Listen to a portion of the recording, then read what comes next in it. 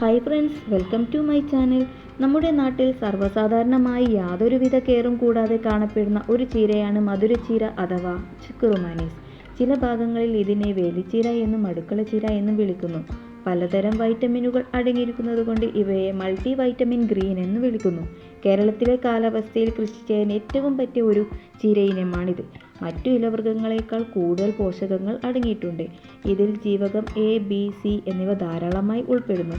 മാംസ്യം, ധാതുക്കൾ എന്നിവയുടെ ഒരു കലവറ തന്നെയാണ് ചിക്കുറുമാനീസ്. ഇതിൽ 7.4% മാംസ്യം അടങ്ങിയിട്ടുണ്ട്.